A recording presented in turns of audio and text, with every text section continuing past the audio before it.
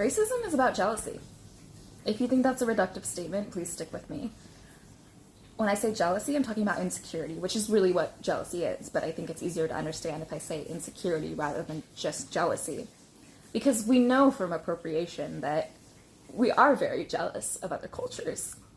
Why would we want to listen to the music, eat the food, wear the clothes, do the hairstyles, have everything, the language, but not give credit where credit is due and not uplift the people who created it?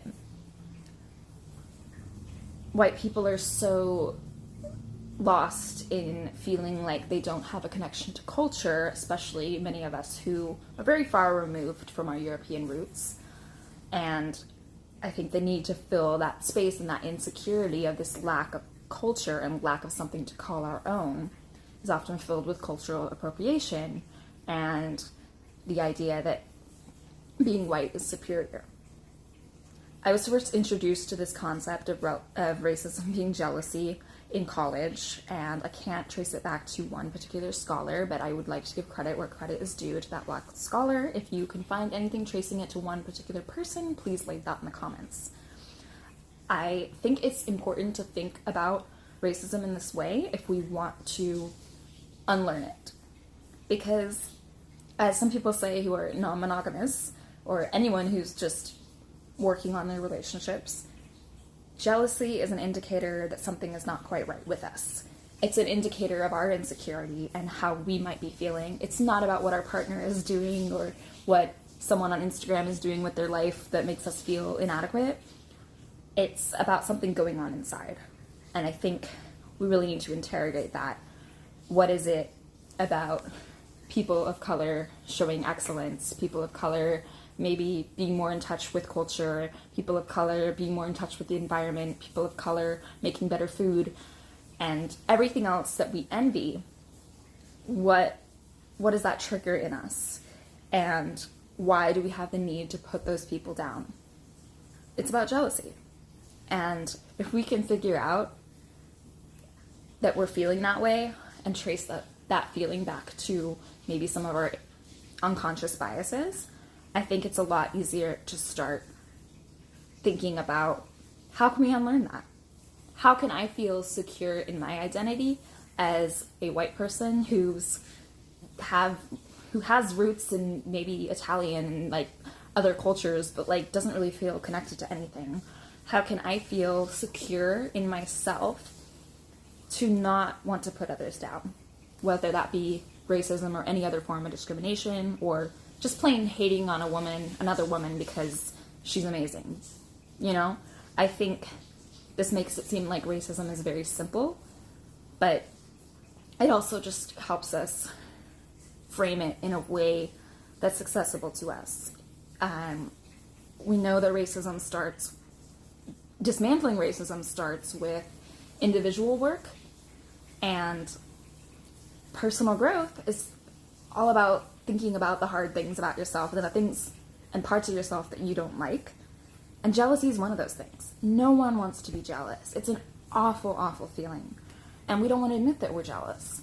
And we shy away from that, but it's something we can interrogate, and I think that is going to help us go a long way. Anyway, just my thoughts. Happy Juneteenth. I hopefully will speak about this more coherently in the future. Yeah, Black Lives Matter. Alright guys, welcome back to the channel, and I hope you are all doing good. White Americans are opening up and asking deep and comfortable questions about why so many Black Americans seem to naturally stand out in beauty, in confidence and physical appeal. In this revealing conversation, many white people are confessing their jealousy, their insecurity and fascination with the cultural power and genetic diversity of Black beauty.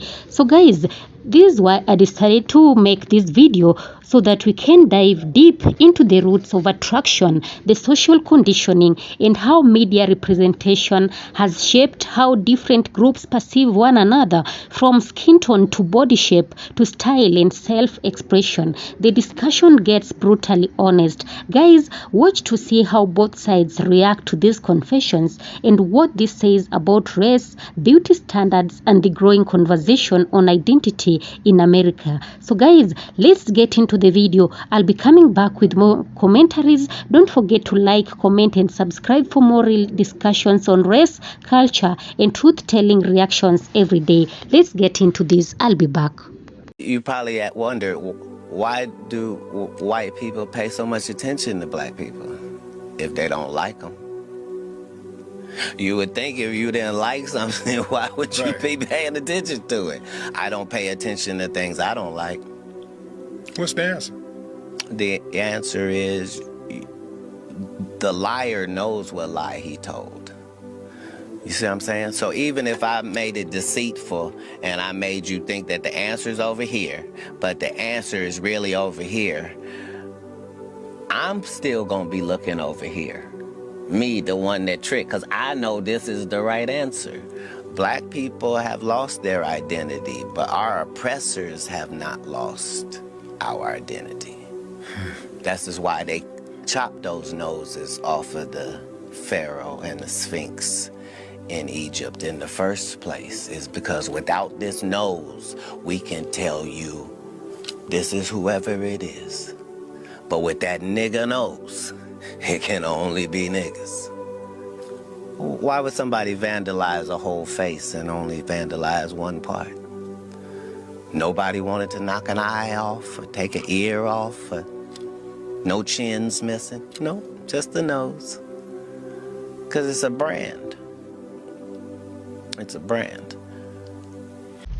I have a theory about why black women and white women are having such a hard time getting along, and it starts with a story. When I first started teaching, I was in a teacher training program with 3 other women. 2 of them were black and 1 of them was Indian, and we started teaching at the same school, the same grade, at the same time. One of these women, a black woman, completely excelled. She did so much better than I did at literally everything. Classroom management, her test scores were high. She was excellent at literally everything. And something about her excellence didn't sit right with me. I just didn't feel good about it, and I couldn't figure out why I didn't feel good about it. It was internalized racism, but I didn't know that yet. So I had to sit with this idea of her being better than me and trying to figure out why it didn't feel good and feel comfortable for me. And of course, at the time, I didn't know that I needed to do the work of anti-racism, so I didn't think it was possibly because I could have internalized racism. I had to do a lot of study and thought about myself and what could possibly be making me feel this way about this woman. And here's what I discovered. Most of the media that I had consumed up to that point in my life had white people as the central characters. And the shows and other media that I consumed that had white women at the central characters often had black women as the side characters. These black women's role in these movies was to assist the white women, support the white women, advise the white women, but never to rise above the white women. Even shows that were about black women, like The Help, had white women as the central character and the black women as supporting characters. So I internalized the idea that black women were there to support me and to advise me, but not to rise above or become better than me. And that's why when this black teacher was way better and more talented than me, I felt some kind of way about it. Now, I'd imagine lots and lots more white women have also internalized the same idea, and that's why they feel okay stealing black women's content and not giving them any credit, because the black women are just there to advise them anyway. But most black women are natural leaders. Society has forced them to become leaders. And so we need to step aside and let them lead, even if it means checking our privilege and letting them lead us. I'm so jealous of black people. They're just good at everything. They're just naturally athletic. They pop out of the womb and they're already playing fucking football. If they get into a fight, doesn't matter who the other person is, okay? I'm putting my money on the black person. They win every time. They got that beautiful chocolate skin that never gets burnt. They say they get sunburnt. I've never seen it. Me, 5 minutes in the sun, it looks like I was thrown into a deep fryer. They've got waterproof hair. They come out of the water, their hair's the same as when they went in. Me, I come out of the water, I look like a cancer patient. Fast as fuck in every sport. I mean, when have you seen a white guy being the fastest? Maybe in the Paralympics with the wheelchairs. Everything they do is just cooler. They've got good style, good taste in music. They can cook good. Girls always got cake. And me personally, I'm an ass guy, so all the black chicks hit my line. The guys, they've got fucking horse meat as big as my forearm. It's not fair. Leave some stuff for us. Fuck. What do we got? They don't hate you because you're poor. They don't hate you because you're different. They hate you because of this one thing. Melanin. Let me break it down, step by step. Step 1. What is melanin? Melanin is not just skin color. It's a powerful pigment found in your skin, hair, eyes, brain, and even your organs. It protects you from the sun. It absorbs light, stores energy, and literally fuels your cells. It's a conductor, a communicator, a protector. Now ask yourself, if melanin is that powerful, why have you been taught to hate it? Step 2, why melanin was demonized colonizers needed to dominate.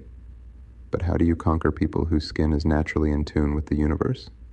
You don't just enslave them, you break their spirit. So they turned dark skin into a curse, called blackness primitive, praised whiteness as pure, made you ashamed of what gives you power. They made you believe that the very thing that connects you to the sun, nature, rhythm, and cosmic energy was a flaw. That wasn't ignorance. That was strategy. Step 3, the scientific truth. Here's what they don't want you to know. Melanin regulates your immune system. It exists in your pineal gland, the spiritual center of intuition. It helps protect DNA from damage. It's why your ancestors could survive harsh environments without sunscreen or medication. Melanin isn't a flaw. It's an evolutionary gift. But instead of celebrating it, they created a global beauty standard that demonized it. Step 4, the real fear. Let's talk truth. They fear your skin because it absorbs energy and reflects power. They fear your presence because it triggers ancestral memory. They fear your culture because it's encoded with ancient knowledge. They fear your DNA because they come from you. That's why they criminalize blackness. That's why they police melanin. That's why they profit from it, while telling you it's a curse.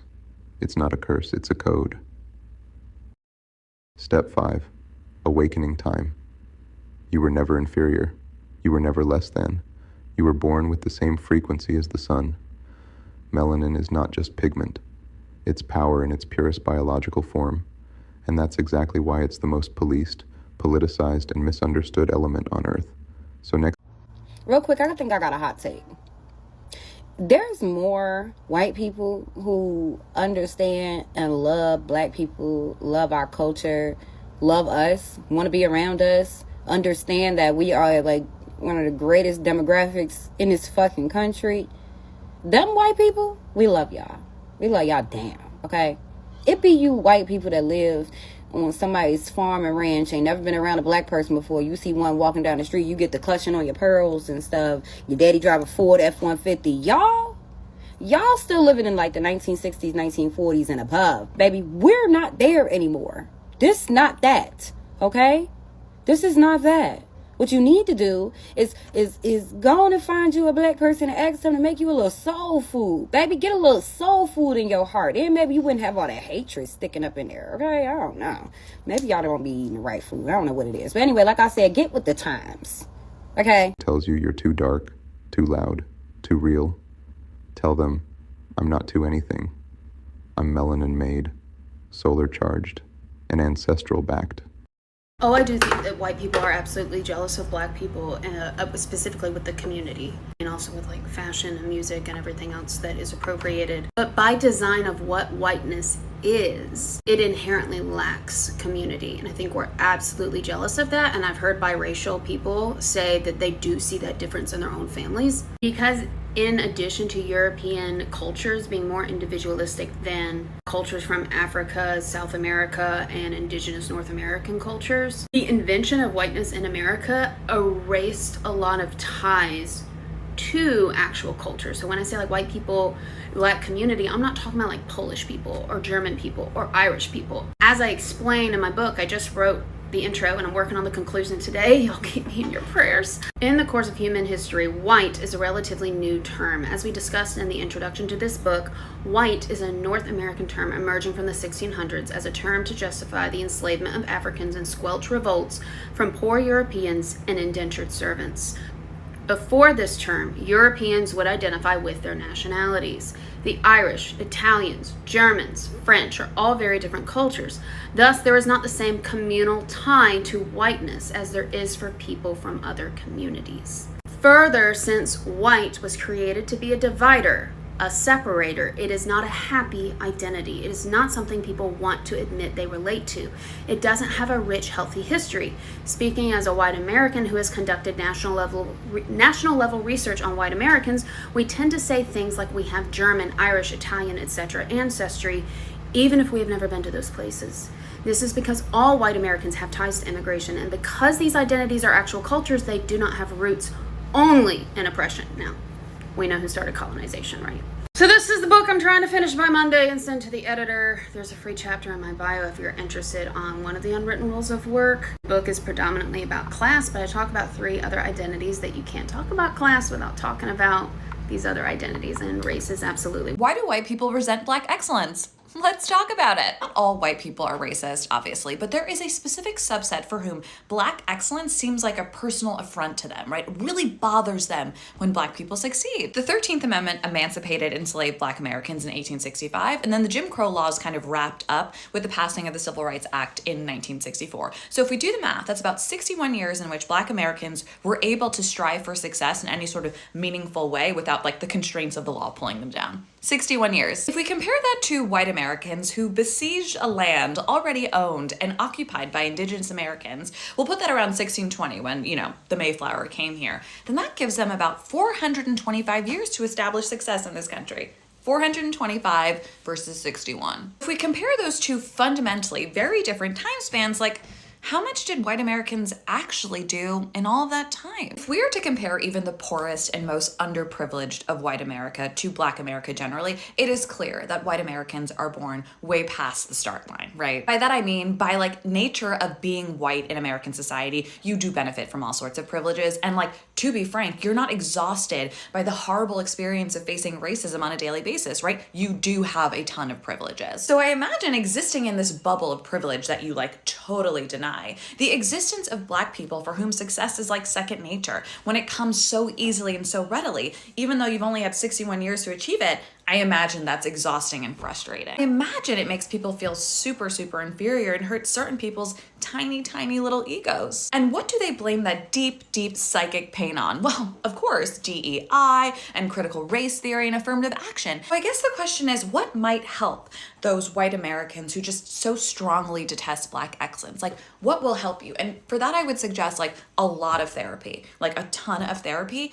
And I would also just suggest that we open the schools, right? We teach people history. Yeah, maybe? Okay, bye! Yeah guys, even as you continue watching, we still have another clip to watch. And in recent online discussions, this surprising trend has emerged. A growing number of white Americans are openly admitting their jealousy and curiosity about the physical attractiveness of black Americans. From TikTok debates to the Reddit threads and YouTube reaction videos, many are asking why black Americans look so good, carry so much confidence, and seem to glow differently. Guys, let's watch this clip, then I'll be coming back with more commentaries. Stay tuned.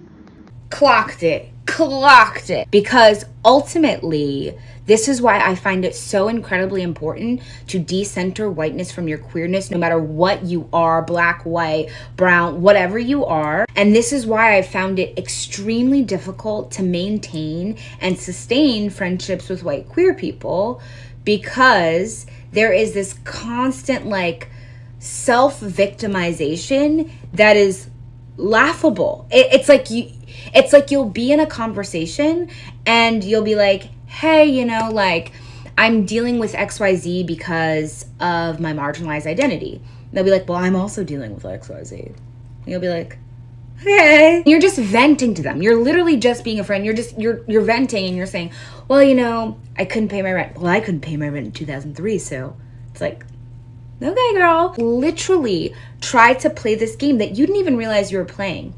And the wild part about it is every single time you see that like light of curiosity and spark in their eyes, the moment they feel like they can like be friends with a person of color. And this is like truly, I've seen this in lots of like white queer women, almost as if they're like the white queer Thanos and they got one of their infinity stones the moment they get a person of color as a friend, because they like latch on and they're like, how can I suck from the host? Like, how can I try to one-up you and play Oppression Olympics every single moment, every single opportunity that I get?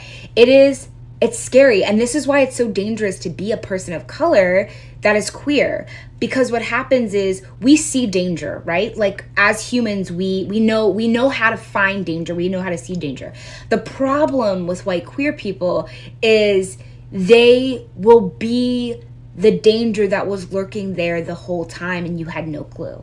You'll be 3-4 years into a friendship only to find out, oh, you didn't like me. I was just one of your infinity stones for your virtue signaling, for your potluck. Oh.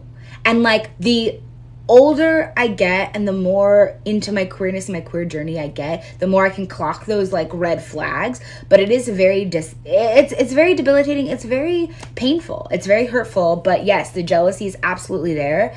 Clocked it. Oh yeah, guys, so some white commenters said they have noticed something unique about black Americans, not just in terms of skin tone or body shape, but in how they carry themselves.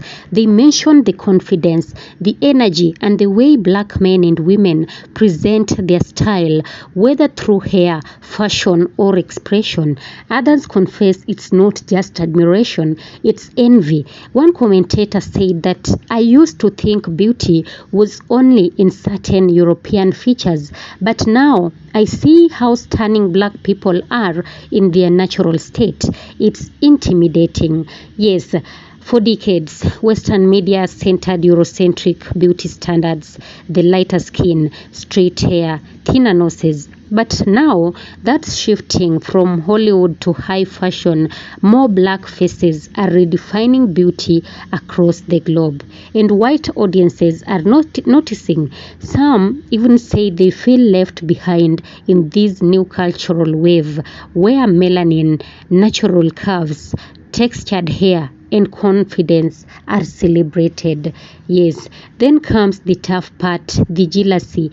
Many white commentators admit they are struggling with the idea that what they once viewed as different or less beautiful is now being seen as superior. And one user wrote that there is something magnetic about black beauty. It's not just looks, it's energy, it's soul. And another person confessed that I wish I had that glow, that rhythm, that natural confidence.